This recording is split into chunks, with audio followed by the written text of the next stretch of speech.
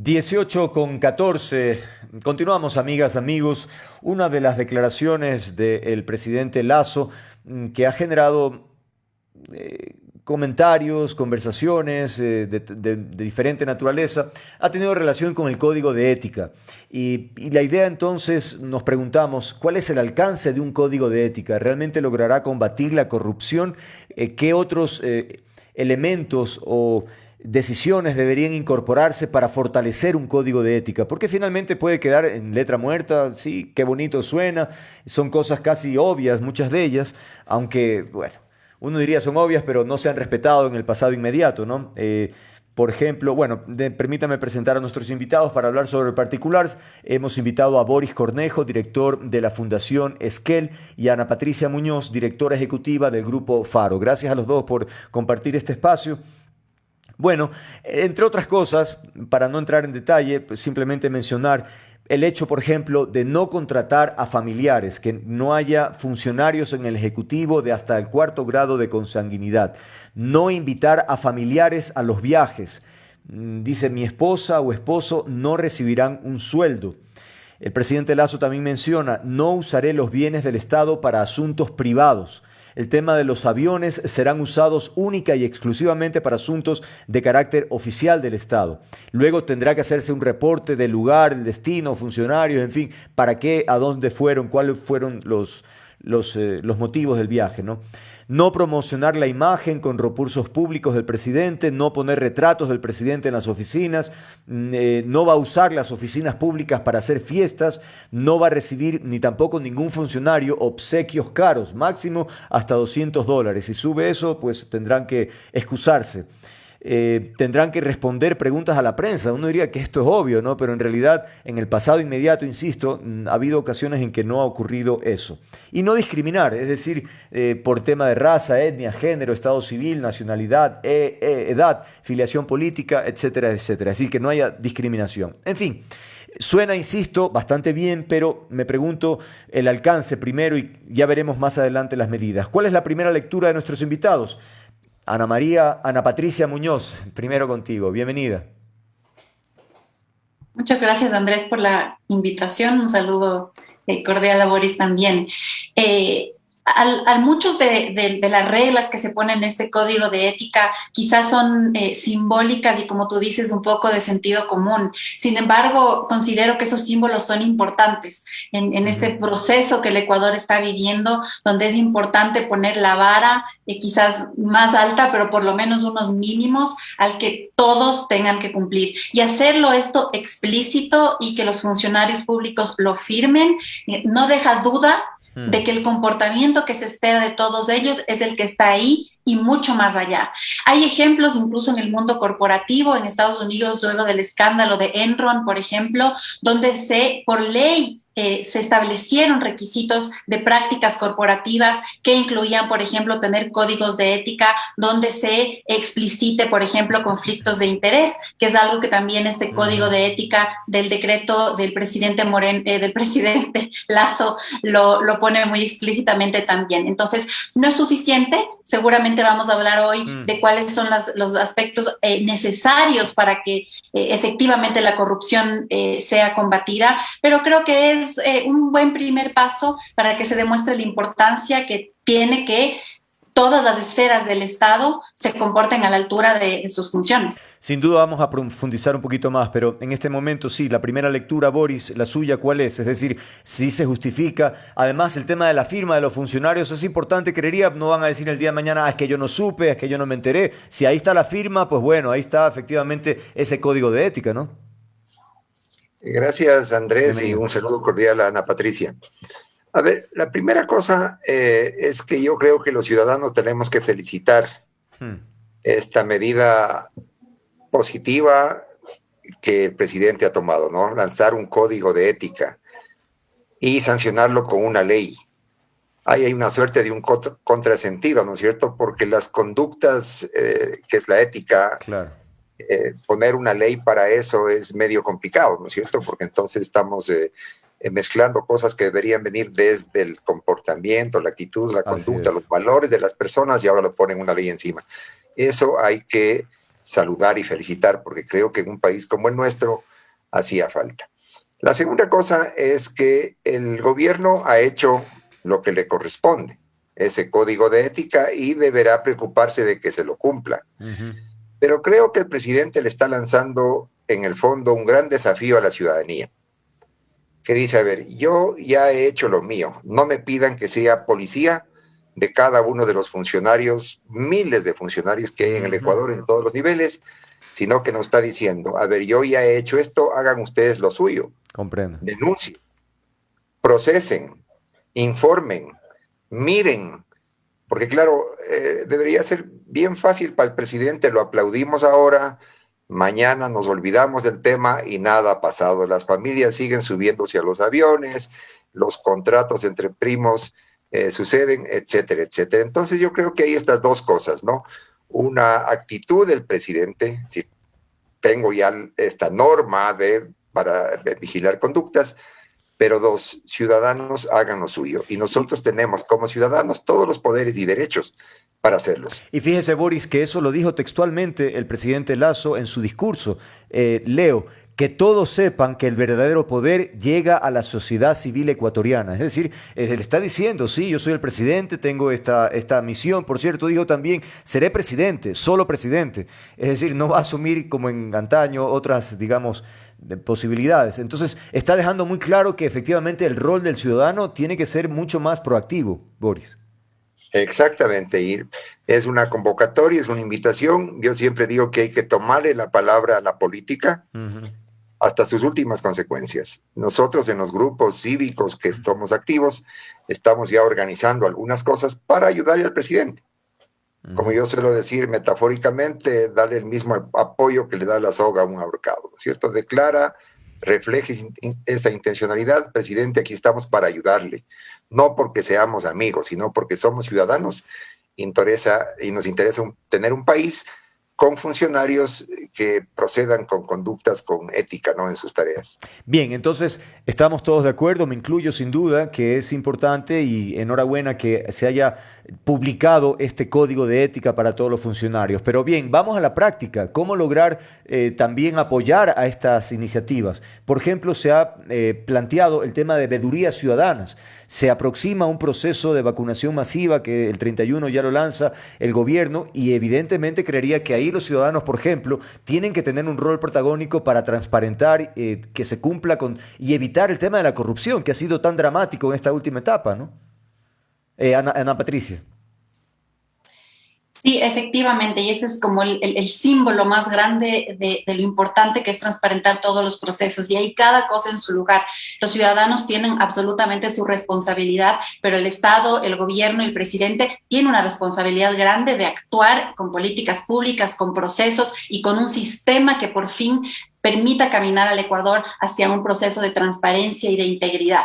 Entonces, por eso decíamos, no es suficiente, es simbólico, sí, pero no es suficiente, y sí, desde mi punto de vista, se necesita una acción audaz de parte del gobierno para transformar estos sistemas. El Ecuador tiene más de 20 diferentes mecanismos de participación ciudadana establecidos en la norma. Incluyen estos el de las veedurías y los observatorios. Creo que estamos en una nueva fase ahora donde la sociedad civil, donde grupos organizados, donde colectivos, seguimos teniendo esta responsabilidad gigante de dar seguimiento a las promesas de campaña, por ejemplo, como hace Grupo Faro a través de la iniciativa del dicho al hecho, de asegurar que exista transparencia, de hacer que se cumpla la ley orgánica de acceso a la información, de que cuando hacemos una solicitud de información a las entidades del Estado, esta sea respondida cumpliendo con la ley. Claro, ya claro. Si haríamos eso es suficiente, es decir, que se responden los plazos requeridos, que la información sea analizable, que sea exigible, y esto nos permite también dar recomendaciones proactivamente para mejorar esas políticas públicas. El Ecuador tiene un sistema de control de corrupción de los más bajos de la América Latina. Hay un índice que saca el Banco Mundial, donde el promedio, índice de control de corrupción se llama, el promedio de América Latina es 50 sobre 100, Ecuador es 30 sobre 100. Es decir, todavía hay mucho también por hacer en términos de cómo va a funcionar este sistema de transparencia en el Ecuador. Ahora, pero ¿cómo hacemos que funcione, Ana Patricia? Porque el tema de acceso a la información no es nuevo, eso ya está en la normativa hace algún tiempo. Entonces, claro, se ha incorporado en el nuevo proyecto del presidente Lasso de la ley de comunicación, efectivamente está el acceso a la información, pero finalmente, insisto, es como caminar en el mismo terreno, ¿cómo hacer la diferencia?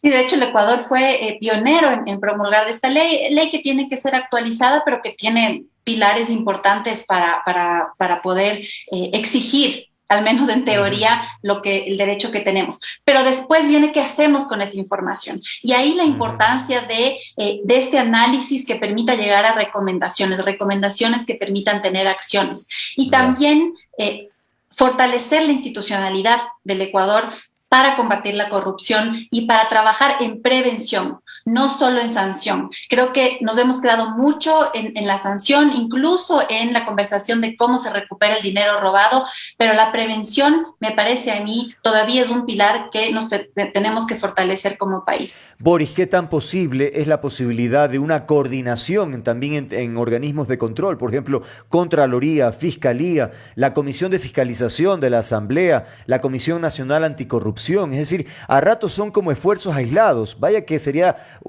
interesante, diferente, si es que hubiese algún tipo de conexión, de coordinación permanente entre ellos. Gracias. Enseguida contesto la pregunta, pero no quería dejar pasar una cosa que mencionó Ana Patricia. Claro.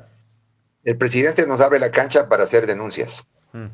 Y les pide a los funcionarios que actúen con ética, pero al mismo tiempo abre la cancha, hacer denuncias. Pero el tema no es solamente hacer denuncias, sino preguntarle al gobierno, ¿y qué pasó con la denuncia que hice como ciudadano? Porque si yo tomo fotos de 20 autos que siguen con las placas, claro, sin placas, o con todo, la cosa esa que el presidente quiere evitar, a ver, yo ya hice la denuncia, ¿qué pasó con eso? Darle seguimiento. ¿Siguen autos circulando? ¿En dónde sucedió? ¿A quién se canceló? ¿Qué pasó? Porque de lo contrario también de repente pretendemos resolver los problemas a punta de noticias, ¿no? De estas... claro, titulares. Cirugía mayor a la corrupción, códigos, etcétera, ¿no? Entonces no es un tema de dejarse convencer con anuncios, hay que hacerlo. Sobre el tema de estas estrategias más macro de combate a la corrupción, en el país existen propuestas desde la época del gobierno del presidente Moreno para crear un sistema nacional anticorrupción, en el cual había un mecanismo de coordinación entre instituciones estatales, o sea, que la justicia le cuente a la fiscalía, que la fiscalía le cuente a la policía, etcétera. Y sin embargo, eso nunca prosperó. Y resulta que hoy día altas autoridades del país o están fugadas o están presas. Entonces, ¿dónde está el verdadero interés de llegar a constituir esos sistemas nacionales de anticorrupción? Se quiso traer a expertos internacionales para crear una comisión internacional. Así es. Que efectivamente estuvieron aquí, nos reunimos con ellos y finalmente a la hora de decidir las cosas jamás se resolvió. Conozco extraoficialmente que la Comisión Nacional Anticorrupción tiene una nueva propuesta y que no sé si ya la ha presentado o la va a presentar al presidente y a la Asamblea, y creo que tenemos que todos juntarnos a ese tipo de iniciativas para no solamente quedarnos en la denuncia, claro, sino exigir que efectivamente se sancione, que la justicia haga su papel.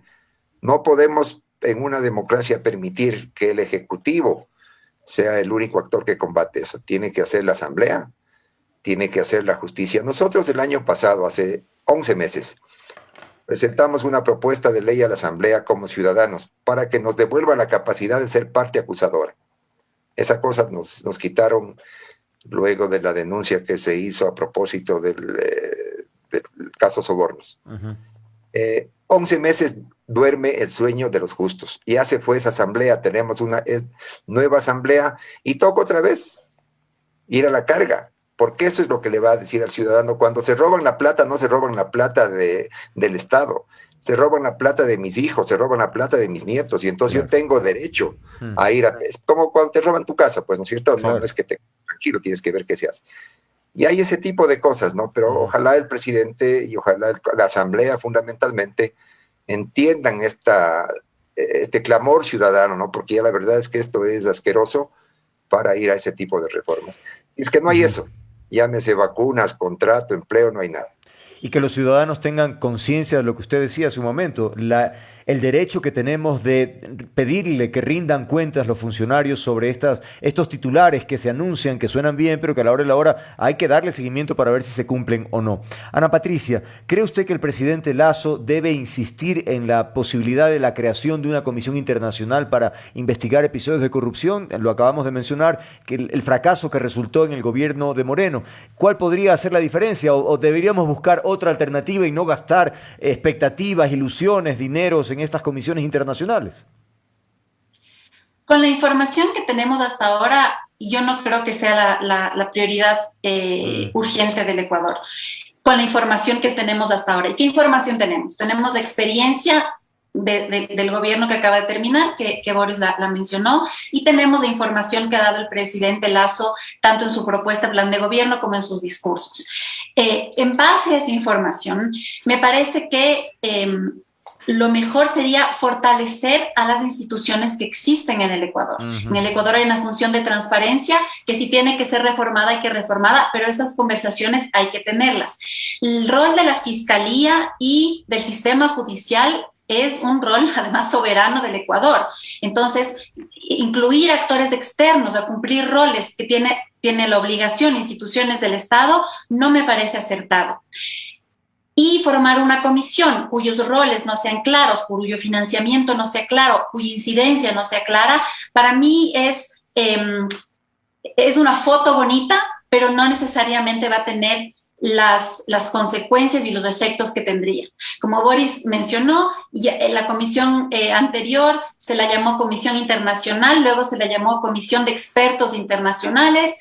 Como sociedad civil nos reunimos varias veces y no se logró avanzar. Hubo al inicio también un frente de transparencia y lucha contra la corrupción para generar un plan. Ese grupo se disolvió a los 6 meses como se tenía planeado. El plan nunca se lo publicó. Entonces, estos grupos esporádicos sin una hoja de ruta clara y sin tener legalmente la obligación y la competencia de avanzar, naufragan. Ahora, creo que hay una agenda grande de prioridades a la que se le debería prestar atención. En el Ecuador, según una encuesta de la CAF publicada en el 2019, 26% de ecuatorianos dijeron que algún funcionario público le pidió sobornos en algún momento.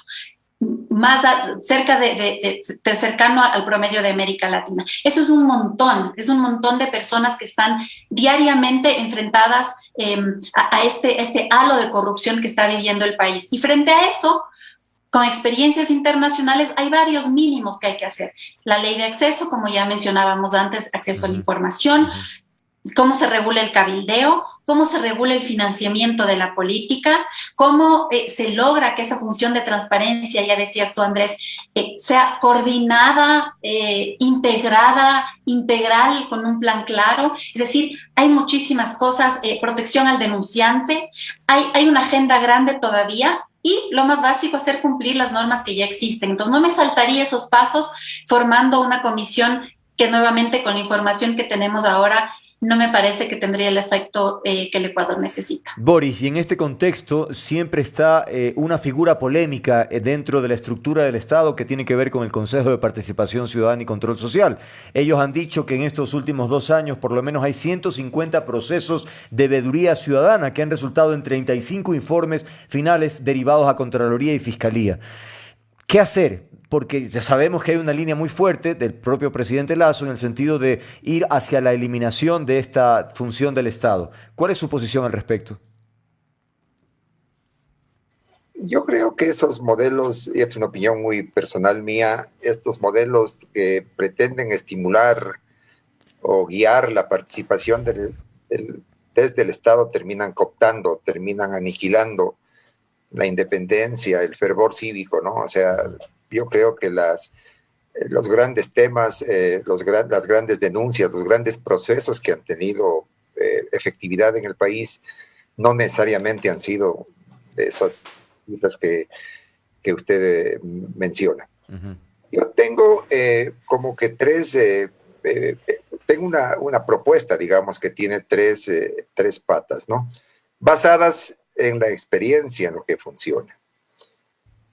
Los casos de corrupción que se han resuelto en el país, teniendo en la cárcel a los corruptos, son cosas que se han resuelto en gran parte por información que ha venido de afuera. Así es. Y entonces, claro, yo, Ana Patricia, con todo el respeto, amo la democracia, venero la soberanía, pero que eso no sea usado para vernos la cara y seguir robándose la plata. No puede ser posible que quienes son encargados de vigilar la contratación pública, uno esté fugado y otro esté en la cárcel. Y que lo que se sabe tenga que ser visto o tenga que ser provisto en el sentido de información desde afuera. Entonces hay que hacer las tareas de fortalecimiento institucional, pero con el ojo ciudadano atrás de eso, si no nos van a seguir engañando. En ese sentido, el apoyo internacional yo creo que es súper importante, ¿no? Yo no creo que sea vender la patria o las banderas, es una comisión que trabajará con los organismos y hay modelos que han funcionado en otra parte del mundo. Pero hay dos cosas adicionales que querría mencionar, ¿no? dentro de estos tres pilares. Si es que no hacemos una gran tarea de educación, no solamente cambiando la malla curricular, se educa mucho con el ejemplo. Uh-huh. Y el presidente roba, si el contralor hace lo que hace, entonces si es que ellos hacen, ¿por qué no? Eso es educar. Y ahí tenemos que poner un gran énfasis y le invito al presidente de la República en esta declaración, en este esfuerzo, en estos anuncios que ha hecho, que se meta mucho en el tema de la educación, ¿no? Eduquemos en valores. Ese es un esfuerzo a largo plazo para que nos importe la corrupción, para que no sea parte del paisaje. Así mismo es de todas las cosas que se dicen. Y finalmente, lo tercero, ¿no es cierto? Y aquí vuelvo a la pregunta a Andrés. Uh-huh. Es el tema de la participación ciudadana. Hay convenciones internacionales de las cuales el Grupo Faro, Esquel, somos parte, por ejemplo, estas del gobierno abierto. Ahora estamos trabajando en la justicia abierta. Eso suena lindo. Uh-huh. Pero si no hay ciudadanos, organizaciones comprometidas para que eso aterrice, es parte de otro discurso, es parte de otra propuesta que finalmente lo que termina haciendo es debilita políticamente a los gobiernos, roba la confianza a la ciudadanía, la erosiona, y eso significa una democracia de peor calidad, y en ese momento pues perdemos todos, porque entonces son las mafias, son los funcionarios corruptos, son las instituciones cooptadas las que finalmente van a favorecer la corrupción. Permítame entonces una precisión. En cuanto al Consejo de Participación Ciudadana, ¿habría que fortalecerlo entonces? ¿Esa es su línea? Habría que eliminarlo. Eliminarlo, perfecto. ¿Cuál es su visión, Ana Patricia, sobre este particular? No sé si quiere hacer el comentario del otro aspecto que mencionó Boris. No, tal vez solo clarificar que creo que es fundamental la cooperación y la cooperación internacional en temas de lucha contra la corrupción, incluso globales, absolutamente. No vamos a poder solucionar los problemas como una isla. A lo que yo me refería es que dentro de las prioridades del Ecuador me parece que es fundamental fortalecer la institucionalidad que ya existe y hablar de una comisión externa, internacional, con los elementos muy vagos que se han dado. Para mí esa no es la prioridad donde deberían estar las cosas. Si es que hay una explicación más clara, más precisa del rol internacional, entonces se analizará en base a esa información. Pero en la experiencia del Ecuador de estos años y en base a lo que se ha expresado hasta ahora, me parece que hay mucho por hacer todavía, preparando, por ejemplo, a fiscales en temas anticorrupción, asegurando que existe los fondos adecuados y muchas otras cosas más, entre las que ya he mencionado en mi intervención anterior. Con respecto al Consejo de Participación Ciudadana y Control Social, este es uno de las partes de la función de transparencia que tiene el Ecuador. Entonces, creo que es importante analizar en su conjunto, y si esto requiere una reforma constitucional, algunos dirán que se requiere una constituyente, yo no soy abogada, entonces hay que analizarla en su conjunto. Y este consejo tiene tres grandes roles gigantes. El uno es el de la participación, que yo coincido con Boris de promover la participación, coincido con Boris que un poco es hasta contradictorio, ¿no es cierto?, que se tenga que tener reglas para dicha participación cuando es mejor que esté viva y evolucione. Tiene todo el proceso de designación de autoridades y tiene el proceso de lucha contra la corrupción. Entonces, la pregunta que me haces, Andrés, es muy compleja porque hay todos estos procesos que hay que analizarlos en sus partes y también ver cuál es la alternativa. No vayamos a tener una solución que es peor que el problema. En definitiva, yo no creo que está funcionando bien. Creo que incluso de las tres patas, no sé si alguna podría decir está funcionando muy bien. Entonces hay que hacer algo, pero hay que ver bien cuál es la alternativa en la integralidad de las tres funciones del Consejo y de la función de transparencia que tiene el Ecuador. Bien, muchísimas gracias a los dos y gracias por poner en perspectiva esta iniciativa del Ejecutivo que tiene también un compromiso muy grande e ineludible de los ciudadanos. Y ustedes, evidentemente, como especialistas en la materia, nos han dado luces sobre qué hacer, cómo darle seguimiento y pedir cuentas para que efectivamente esta lucha contra la corrupción sea una estrategia de país y así lograr llegar a tener resultados. Boris Cornejo, director de la Fundación Esquel, Ana Patricia Muñoz, directora ejecutiva del Grupo Faro. Gracias y que tengan buenas noches los dos. Gracias, encantado. Muchas gracias. Igualmente, gracias. Gracias por haber participado. Un gusto.